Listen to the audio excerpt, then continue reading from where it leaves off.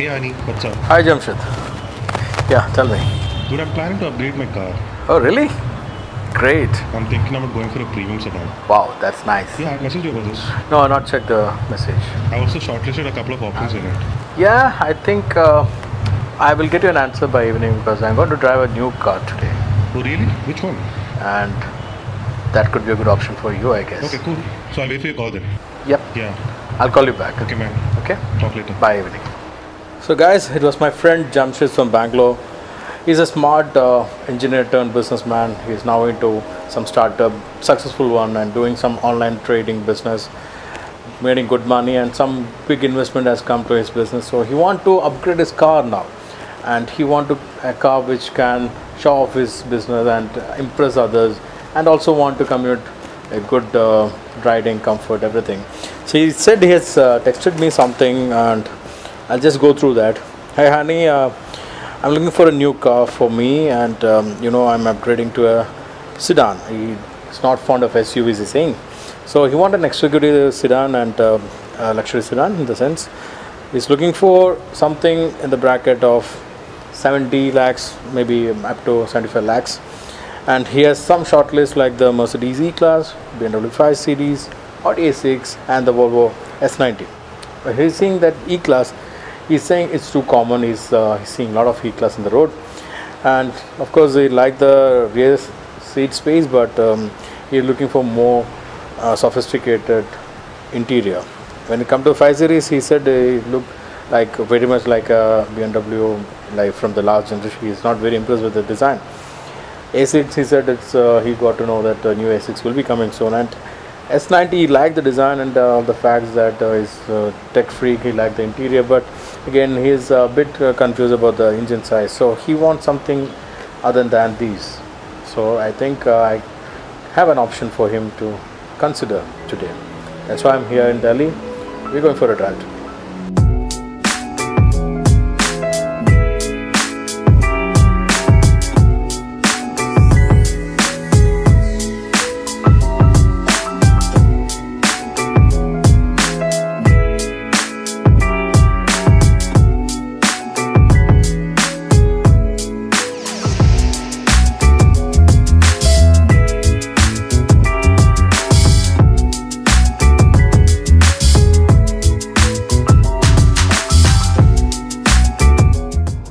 Like my friend who is a sophisticated, forward-looking guy, he need a car which match his character.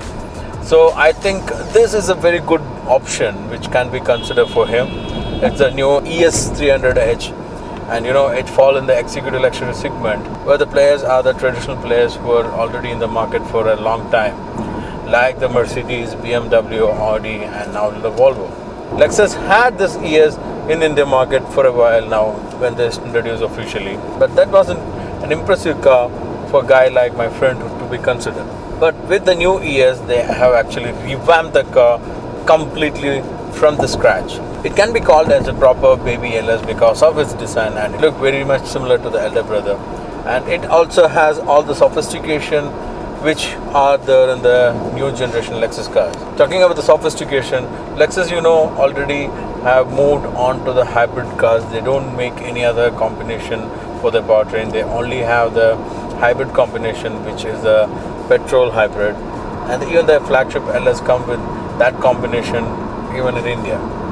So with the ES also we can't expect anything other than a hybrid powertrain, and the powertrain in this car is a 2.5 liter inline 4-cylinder that has been combined with an electric powertrain, and the combined power output is 217 bhp and 220 Nm of torque. It may not be a big number considering the rivals, but Lexus are in a game of its own, which I'll explain you later to the drive. And it's mated to a 7-speed eCVT gearbox, and it's a free-flowing, smooth gearbox, but you don't get that punch of other kind of gearbox. But again, that too matters because they are in a different league of its own. But the highlight of this powertrain is the fuel efficiency. As per the ARA test condition, they have clocked 23 km per liter, which for a person like my friend who's a businessman and account all his expense, the running cost of ES will be considerably very low. And to add on to that, the maintenance cost is the least in this segment for the ES 300H. But again, that's not only the priority for a person like my friend who is looking for a car which can match up his business requirements. So to consider that, we'll have to pull down and check out how the car looks, how attractive it is, how sophisticated it is, how head turner it is. So let's check out that.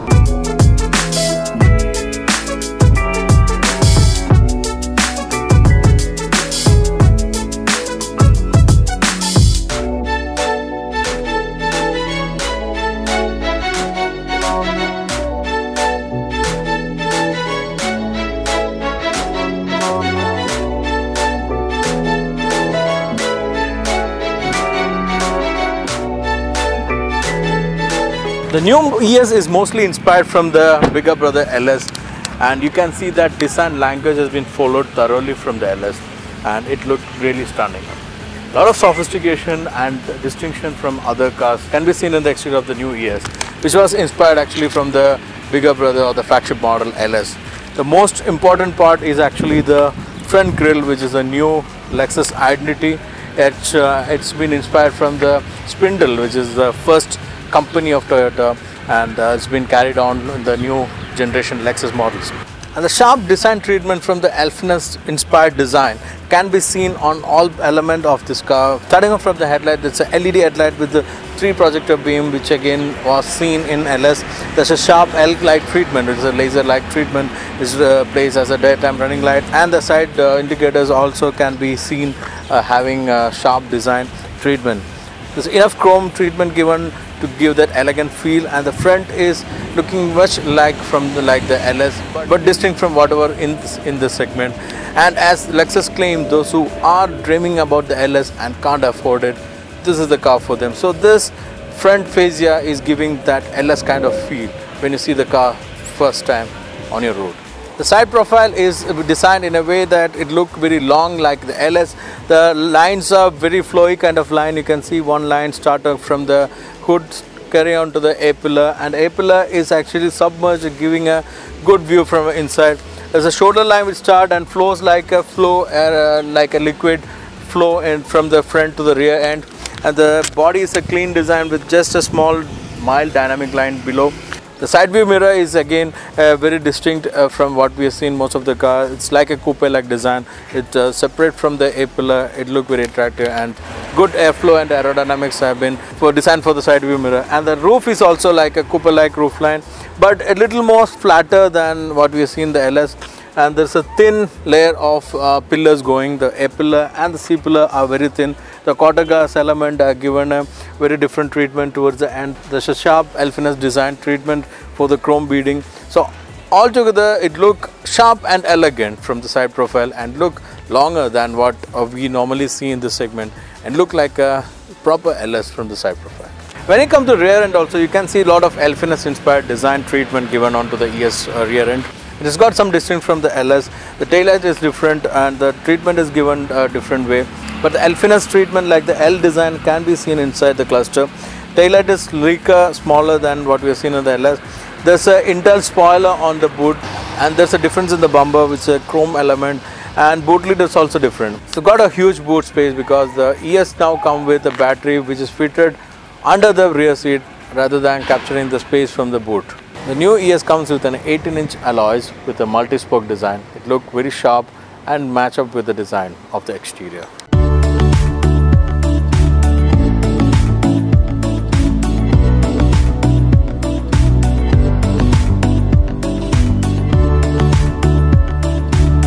So coming on to the interior of the Lexus ES, it also follows the same kind of a design philosophy which we have seen in the flagship LS. We have seen how close the car looked from exterior with the elder brother. So when you come to the interior also, it's not that exclusive or that extravagant as in the LS, but Alpinist design philosophy is carried on in the interior also. You can see the similarity of the dashboard design which we have seen in LS, very similar to what we have seen it, but it's not that bespoke kind like in the LS, but it's again very distinct from any of the rivals in the market. To start off, there is a 2 screen. One is the instrument console with the TFT screen, multicolored, and look very attractive. The graphics look great. It's a huge 12.3-inch screen with which controls the entire infotainment system. Some design elements are there here on the top of the instrument console, where you can switch off the ESP, and you can also select your driving modes with 2 rotary knobs.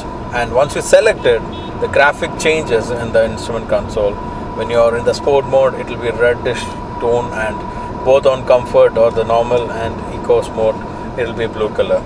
There's a huge head-up display which Lexus claimed is placed 2.5 meters away from the driver, so that no other distractions will be there. And the placing of the infotainment system again is on eye reach. They have to consider the economic part as well as the safety part when they design this dashboard. The control is with the touchpad over here. It's much better than the previous joystick kind of thing which we have seen on the RS. But if you're a right-hander and if you're new into the car, you need to get used to this touchpad, which is a very sensitive thing. However, there's a better control because there's a click button option over here. Otherwise, with only touchpad, it was a bit complicated to use this system which we have seen in the other Lexus. But for IT freak, they're used to touchpad with their laptops, so they feel home when they're using this. A Grille knob is again very handy. It has got a very smooth touch on this, and which has been similar thing has been reflected on the floating handle, which also has a very smooth touch factor. Talking about that, the entire interior has got a very nice touch and feel feature, which again is a part of Japan's craftsmanship, which we had heard a lot when we had the drive of the LS. And the fit and finish is great. Steering is a multifunction steering, is optimum size, but there is something attractive about the steering. The surface of the steering is not even, which as per Lexus engineers is for better grip and for the ergonomics, which I think we can feel more on a hardcore cornering roads than on the straight line highways. However, the ergonomics are great. The switches are on finger reach. The pedal shifter, which also given a very soft or smooth touching feel. The best part of the interior are the seats. The side bolsters and the seats are designed and crafted in a way that you are getting a proper cushiony sofa kind of feel. Made maybe the front seat or the rear seat, both seats are getting real comfortable position. This is very essential for the business person, because when they are out of his office, when going home, need to get relaxed and shouldn't bother much. And to add on to the comfort, there are cooling facility which can be controlled over here in 3 different modes. And to add on to that, the quality of the leather has to be mentioned. It's a very soft leather, and you can have that touch and feel which you get in the premium cars in the interior. There are 4 different color options available for the interior and 3 different trim options available, along with the various attractive exterior colors. So some things had to be mentioned about the rear seat, which I think is always better to experience from that, and I'm giving the charge of this car to driver and experience the rear seat.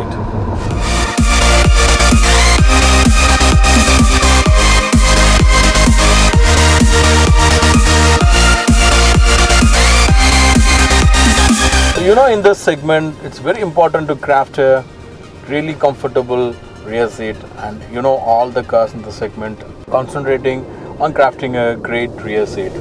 And Lexus is not behind. They also crafted a great rear compartment for the new ES.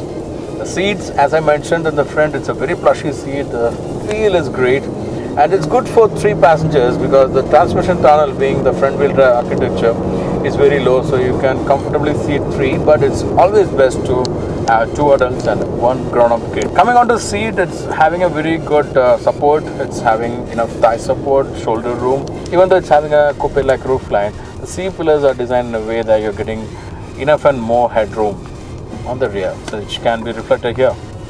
But if you want more comfort, more exclusiveness, you can unfold this, and there are a lot of controls over here. The first one is you can recline your rear seat up to 8%. So you're getting this much slanting position, which is getting more comfortable. There's only heating facility available.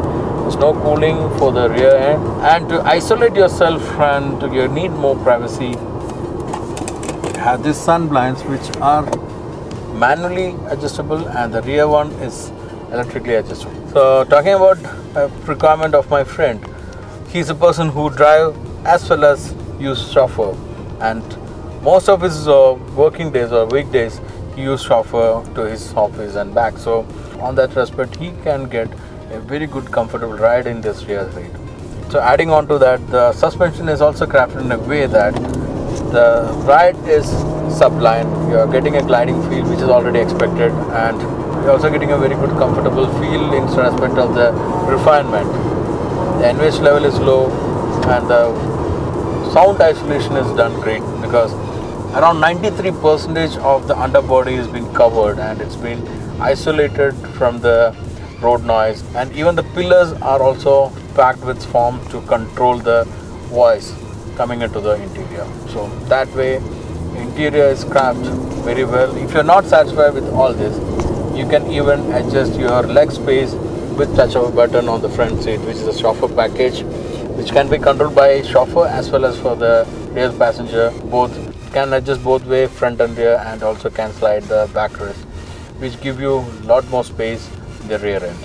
To add on more comfort and rejuvenate you after a tiring day, there's a beautiful Mark & Levinson sound system with a 17 speaker and an output of 18,000 watts. But you don't have to enjoy it blast. You can also enjoy good music with this and get relaxed on your way back home.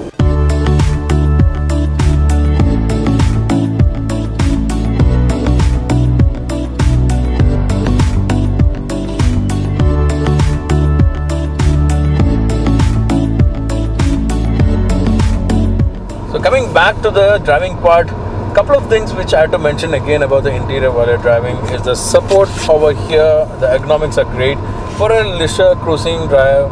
It's not a hardcore driving machine, which we already understood.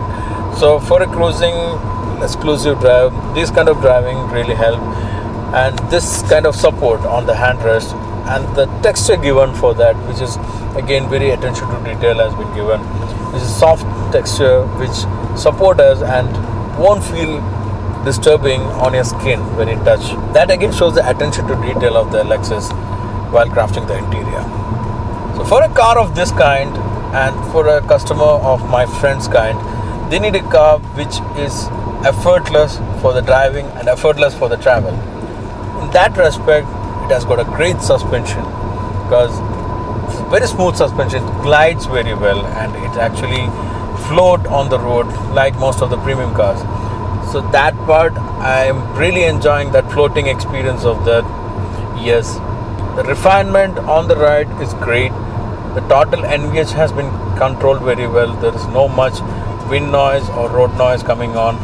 We are on Yamuna Express Highway, and at the surface of the road is a concreted road. So there is a slight road noise coming into the cabin, which is because of this road. Otherwise, Lexus have developed a new technology for the wheel, which actually absorb the excess sound which it create, converted to hot air and put out from the alloys. So even while they're designing the alloy, they consider the comfort part. Having said this, even on the sport mode, the suspension doesn't tune to be a hard driving car. So the result is, when you're on higher speed, anything about 160, you don't feel that confident which we get on the rivals, especially a car like a BMW 5 Series. But again, coming back to the customer profile of this car, I don't think even my friend would be taking the car anything above 120. It can't be called as a big drawback.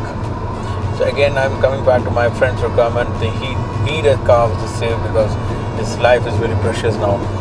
So for safety, Lexus have furnished 10 airbags as standard, which include front airbag on steering dashboard. There's a knee airbag, window bags, and there are 2 supportive side airbags on the front and the rear seats, counting to 10.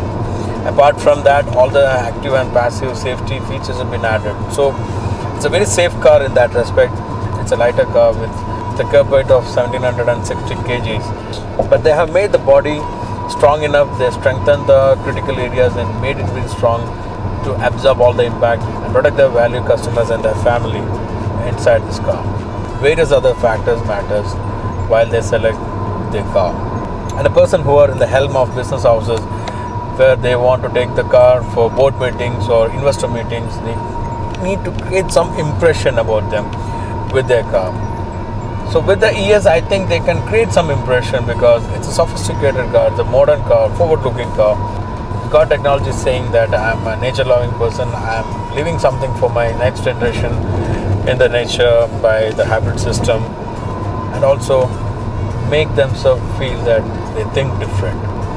that way, Lexus ES is a considerable car for my friend. So I had to call him back and give my opinion.